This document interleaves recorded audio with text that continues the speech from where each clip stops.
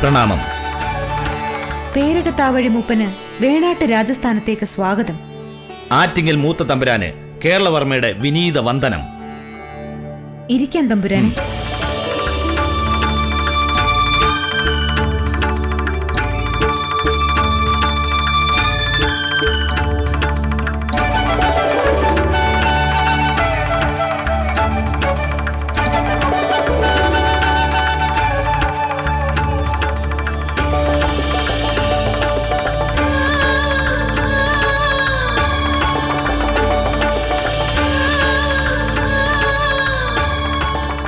നമ്മൾ മുഖാമുഖം കാണുന്നത് വളരെ വർഷങ്ങൾക്ക് ശേഷമാണ്. വർഷങ്ങൾക്ക് മുമ്പ് ഉമയമ്മയുടെ പള്ളിക്കെട്ടിന് മുമ്പ് നമ്മൾ കണ്ടുപിരിഞ്ഞതാണ്. അതെ, അന്ന് പക്ഷേ നമ്മൾ പിരിയാൻ ആഗ്രഹിച്ചു പിരിഞ്ഞതല്ല. സാഹചര്യങ്ങൾ അങ്ങനൊരു പരിണാമത്തിന് വഴിതെളിച്ചതാണ്. അതെ അതെ, അതൊക്കെ പഴയ കഥ. എന്തിനെ, നാം ഉമയമ്മയ്ക്കെതിരെ സൈനിക നീക്കം നടത്തിയത് പോലും ഒരു പഴങ്കഥയാണ്. രാജാധികാരത്തിന്റെ മാർഗങ്ങളിൽ കഴിഞ്ഞ സംഭവങ്ങളെല്ലാം പഴങ്കഥകളാണ്. അവ ചരിത്രങ്ങളുമാണ്. നാം അതിലെ കരുക്കളായ നമ്മൾ അത് മറക്കും. പക്ഷേ ചരിത്രം അത് മറക്കാതെ കുറിച്ചുവെക്കും. ഉമയ്ക്കെതിരെ പട നയിക്കാനുള്ള തീരുമാനം നാമായിട്ട് കൈക്കൊണ്ടതല്ല. സാഹചര്യങ്ങൾ അതിനൊക്കെ നമ്മെ പ്രേരിപ്പിച്ചു എന്ന് മാത്രം. നമുക്കറിയാം, എല്ലാം നമുക്കറിയാം. അങ്ങ് പറഞ്ഞതുപോലെ അതൊക്കെയും പഴങ്കഥകൾ. മറന്നുകളയൂ. പിന്നെ നമ്മെ കാണണമെന്നാവശ്യപ്പെട്ടത് എന്തെങ്കിലും പ്രത്യേകമായി പറയാൻ വേണ്ടിയാണോ? എന്തായാലും പറയാം. ഇല്ല, പ്രത്യേകിച്ചൊരാവശ്യവുമില്ല. പണ്ടെന്നോ കണ്ടുമറന്നൊരു മുഖം, ഒരുപാട് പ്രിയം തോന്നിയ ഒരു മുഖം. ആ മുഖം ഒരിക്കൽ കൂടി കാണണമെന്ന് ഒരു മോഹം. പിന്നെ തനിക്കെതിരെ പടകൂട്ടി യുദ്ധം ചെയ്ത ശത്രു എന്ന വിചാരം മനസ്സിലുണ്ടെങ്കിൽ അത് മാറ്റിയെടുക്കണമെന്ന് മറ്റൊരു മോഹം. പിന്നെ കേരളവർമ്മ മടങ്ങുന്നത് സൗഹാർദ്ദത്തോടെയാണെന്ന് പൗരജനത്തെ ബോധ്യപ്പെടുത്തണം എന്നൊരു മോഹം.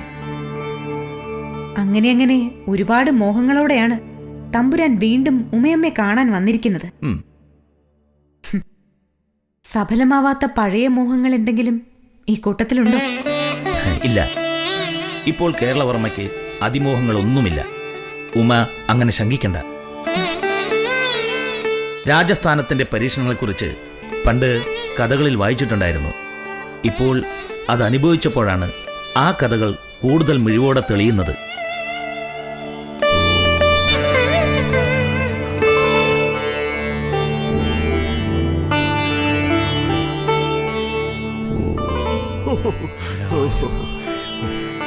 ഭഗവാനെ ശ്രീപത്മനാഭ, അവരെന്റെ പണിയും പടച്ചോറും ഇല്ലാതാക്കി. എങ്കിലും അവിടുത്തെ മുന്നിൽ വന്ന് തൊഴാനുള്ള അവകാശം നിഷേധിച്ചില്ല. അതുകൊണ്ട് എനിക്ക് അങ്ങേ കണ്ണിറയെ കണ്ടു തൊഴാൻ സാധിക്കുന്നു. ജീവിതാവസാനം വരെ ഈ സൗഭാഗ്യം നിലനിർത്തി തരണേ എന്നുള്ള പ്രാർത്ഥന മാത്രം. ഭഗവാനെ ശ്രീപത്മനാഭ. യോ, ഇത് നമ്മുടെ പടച്ചോറ് പട്ടരല്ല. ഇപ്പൊ പടച്ചോറ് പട്ടരല്ല, വെറും പട്ടിണി പട്ടരാ. പോടാ, പോ, ചെല്ല്, പോയി തൊഴുതിട്ട് വാ. പടച്ചോറ് പട്ടര്. ഭഗവാനെ ശ്രീപത്മനാഭ. സ്വാമിക്കറിയോ, വേണാടും ദേശിങ്ങനാടും പുറക്കാട് നാടും ഒക്കെ ചേർത്ത് ഒന്നോടെ പിടിക്കുമെന്ന് പറഞ്ഞോണ്ടാ നമ്മുടെ കേരളവർമ്മ തമ്പുരാൻ പുറപ്പെട്ടു വന്നത്. നമ്മളും അങ്ങനെയൊക്കെ തന്നെ വിചാരിച്ചു. എന്നിട്ട് എന്തായി? ആൾ ഉമയമ്മ റാണി തിരുമനസിന്റെ അരമനയിലോട്ട് ചെന്ന് അടുത്തോടും ബാക്കി തിരിച്ചു പോയില്ലേ? ശരിയല്ലേ സ്വാമിയാരെ?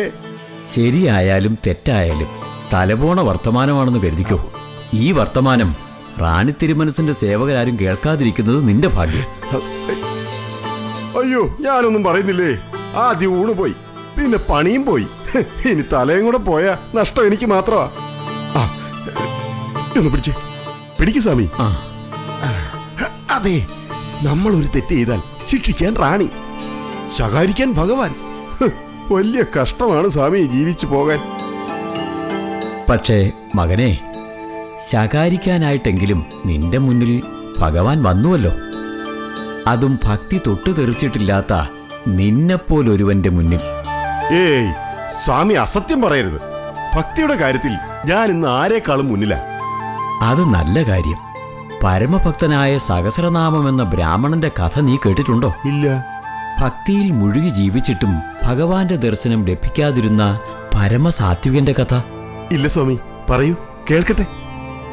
പ്രഭാതത്തിലും സായാഹ്നത്തിലും വിഷ്ണു സഹസ്രനാമം ജപിച്ച് അവസാനിപ്പിച്ചതിനു ശേഷം മാത്രം മറ്റു കാര്യങ്ങളിലേക്ക് ശ്രദ്ധ തിരിച്ചിരുന്ന ഭക്ത ശിരോമണി സഹസ്രനാമ ബ്രാഹ്മണൻ. ലോകാധ്യക്ഷസുരാധ്യക്ഷോ ധർമാധ്യക്ഷഃ കൃതാകൃതഃ ചതുരാത്മാ ചതുർവ്യൂഹശ്ചതുർദംഷ്ട്രശ്ചതുർഭുജഃ ഭ്രാജിഷ്ണുർഭോജനം ഭോക്താ സഹിഷ്ണുർച്ച ഗദാദിജഃ അനഘോ വിജയോ ജേതാ വിശ്വജോനിഃ പുനർവസുഃ ഉപേന്ദ്രോ വാമനഃ പ്രാംശുരമോഘഃ ശുചിരുജ്ജിതഃ അതീന്ദ്രഃ സംഗ്രഹഃ സർഗോ ധൃതാത്മാ നിയമോജമഃ വേദ്യോ വൈദ്യഃ സദാ യോഗീ ധീരഃ മാധവോ മധുഃ അതീന്ദ്രിയോ മഹാമായോ മഹോത്സാഹോ മഹാബലഃ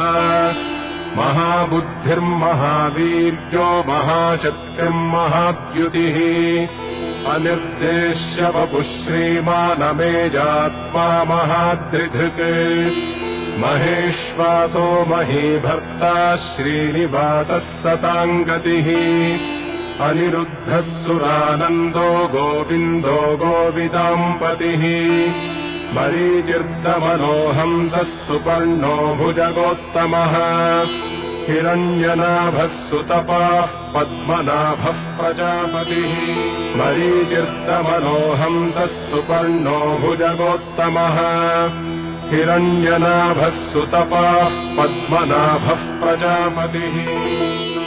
അങ്ങ് ആ നാമജപം ആസ്വദിക്കുകയാണ് അല്ലേ ഭഗവാനെ? അങ്ങ് ആ നാമജപം ആസ്വദിക്കുകയാണ് അല്ലേ ഭഗവാനെ? അതേ ദേവി. ലൗകിക സൗഭാഗ്യങ്ങൾ നേടണമെന്ന ചിന്തയില്ലാതെ, സൗഭാഗ്യങ്ങൾക്ക് വേണ്ടി പ്രാർത്ഥനയിലൂടെ യാചിക്കാതെ, നമ്മോടുള്ള ഭക്തി എന്ന ഒരേ ഒരു വികാരത്തിൽ മനസ്സുറപ്പിച്ച് നിത്യകർമ്മത്തെക്കാൾ നിഷ്ഠയോടെ ഒരാൾ ഈ സഹസ്രനാമം ജപിക്കുമ്പോൾ നാം അത് ആസ്വദിക്കാതെ എന്തു ചെയ്യും? തീർച്ചയായും ആസ്വദിക്കണം ഭഗവാൻ. അവിടുന്ന് അതറിഞ്ഞതിൽ അലിയുന്നില്ലെങ്കിൽ ആ ഭക്തന്റെ പ്രാർത്ഥനയ്ക്ക് എന്തു പ്രസക്തി, എന്തു ഫലം? അതേ ദേവി, ഭവതി കാണുന്നുണ്ടല്ലോ നാം എന്നു തൊട്ടേ ഇത് ആസ്വദിച്ചുകൊണ്ടിരിക്കുന്നു എന്ന കാര്യം. അതെ പ്രഭു, എനിക്കറിയാം. പ്രപിതാമഹഃ യജ്ഞോ യജ്ഞപതിർയജ്ഞാ യജ്ഞാംഗോ യജ്ഞവാഹനഃ യജ്ഞഭൃത്യജ്ഞകൃത്യജ്ഞീ യജ്ഞഭുഗ്യജ്ഞസാധനഃ യജ്ഞാന്തകൃത്യജ്ഞഗുഹ്യമന്നമന്നാദ ഏവ ച ആത്മയോനിഃ സ്വയം ജാതോ വൈഖാനഃ സാമഗായനഃ ദേവകീനന്ദനഃ സ്രഷ്ടാ ക്ഷിതീശഃ പാപനാശനഃ ശംഖഭൃന്നന്ദകീ ചക്രീശാർംഗധന്വാ ഗദാധരഃ രഥാംഗപാണിരക്ഷോഭ്യഃ സർവപ്രഹരണായുധഃ.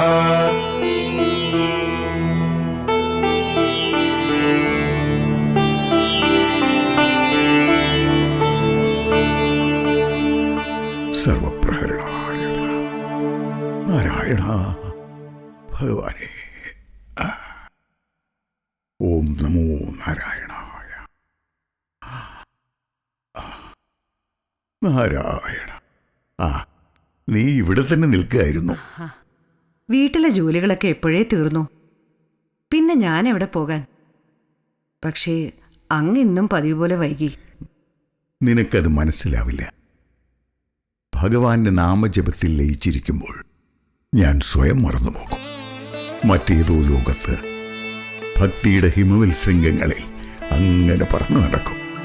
അപ്പോ സമയം പോകുന്നത് അറിയേയില്ല. ഇനി സംസാരിച്ചു നിന്ന് സമയം കളയണ്ട. ഇപ്പൊ തന്നെ വൈകി. വേഗം പോകാൻ നോക്കൂ. ഇന്നെങ്കിലും എന്തെങ്കിലും കൊണ്ടുവരണം. ഒരു പിടി ധാന്യമോ കിഴങ്ങോ എന്തെങ്കിലും. ഇതാ.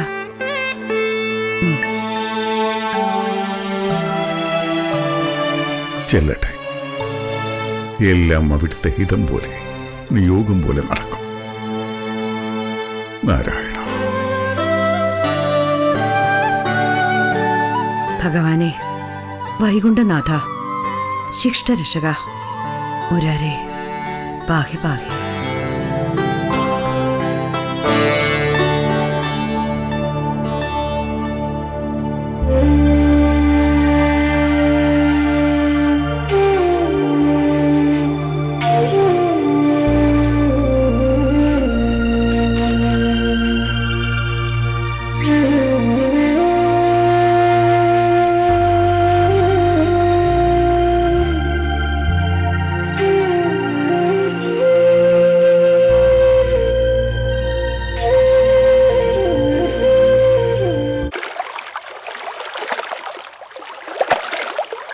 അപ്പോ ഇന്നും അവിടുത്തെ ആ ഭക്തന് ഭിക്ഷ ലഭിക്കാൻ ഇടയില്ലെന്ന് ഉറപ്പ് അല്ലേ ഭഗവാനെ?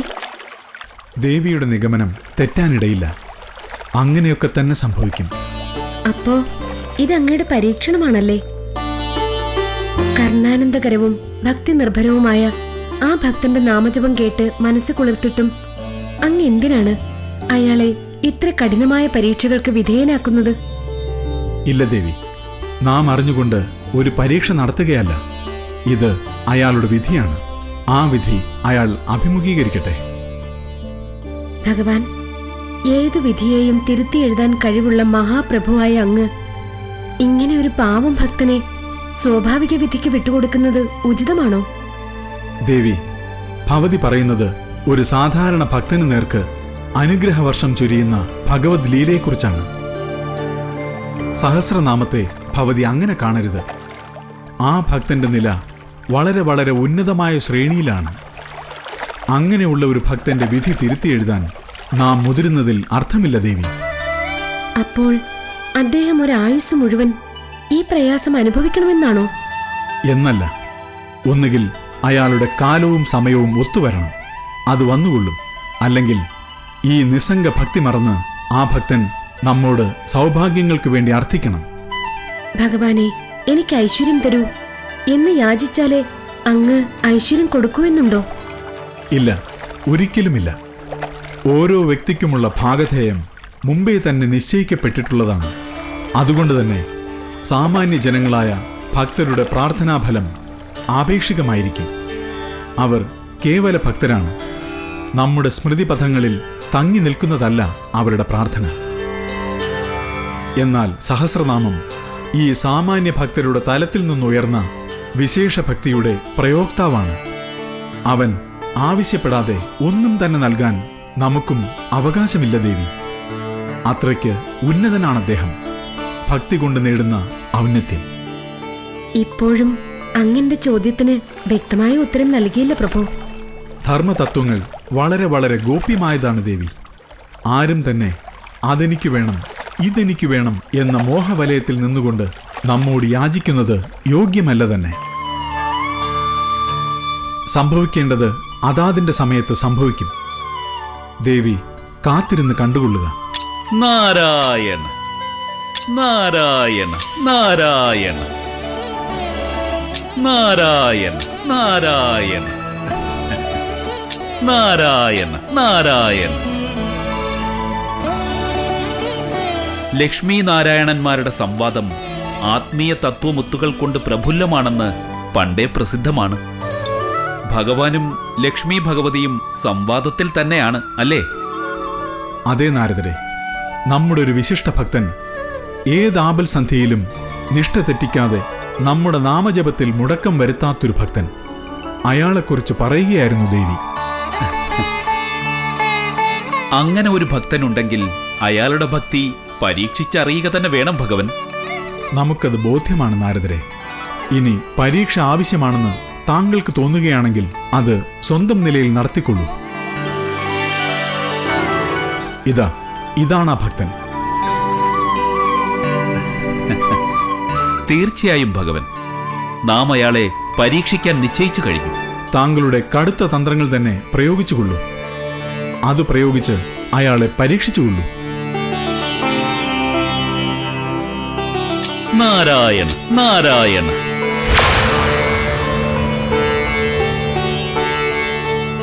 നാരായണ നാരായണ. പ്രണാമം ദേവർഷി. പ്രണാമം ദേവാധിപന് പ്രണാമം. കാലം കലിയുഗമായതുകൊണ്ട് അങ്ങേക്ക് ഭൂമിയിലെ പുണ്യാത്മാക്കളിൽ നിന്ന് ഭീഷണിയൊന്നുമില്ലെന്ന് തോന്നുന്നു. നാരദ മഹർഷിക്ക് അതിലത്ര സന്തോഷമില്ലാന്ന് നമുക്കറിയാം. പക്ഷേ അങ്ങയുടെ മുഖത്ത് അതിന്റെ ആശ്വാസവും ഐശ്വര്യവും കാണാനുണ്ട്. അതിരിക്കട്ടെ, അങ്ങിപ്പോൾ എങ്ങോട്ടേക്കുള്ള പുറപ്പാടാണ്? എവിടേക്കുമില്ല, വൈകുണ്ഠം വരെ ഒന്ന് പോയി അവിടെ നിന്ന് ചില വിവരങ്ങൾ കിട്ടി. അത് അങ്ങേക്കും ആശങ്കയുണ്ടാക്കുന്ന വിവരം തന്നെയാണ് ദേവാധിപ. നമുക്ക് ആശങ്കയുണ്ടാക്കുന്ന കാര്യം വൈകുണ്ഠത്തിലോ? ഏയ്, അതിന് സാധ്യതയില്ല.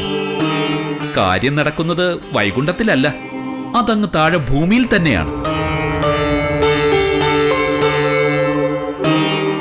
അതിനെക്കുറിച്ച് വൈകുണ്ഠത്തിൽ വെച്ച് കേട്ടു എന്ന് മാത്രം. എന്തു കേട്ടുവെന്നാണ് മഹർഷി നാരദർ പറയുന്നത്? ഭൂമിയിലെ ഒരു ബ്രാഹ്മണനെ കുറിച്ചാണ്. സഹസ്രനാമം എന്നൊരു ബ്രാഹ്മണൻ. അദ്ദേഹം നിത്യവും 2 നേരം, രാവിലെയും വൈകുന്നേരവും മുടങ്ങാതെ വിഷ്ണു സഹസ്രനാമം ഉരുക്കഴിക്കുന്നു. അനവരതം ഭഗവാൻ നാരായണനെ ഭജിച്ചുകൊണ്ടിരിക്കുന്നു. അദ്ദേഹം ഒരു വേള അങ്ങയുടെ സ്ഥാനത്തിനും പദവിക്കും ഭീഷണിയായി ഉയർന്നു വരാനിടയുണ്ടെന്ന് സൂചിപ്പിക്കുകയായിരുന്നു നാം.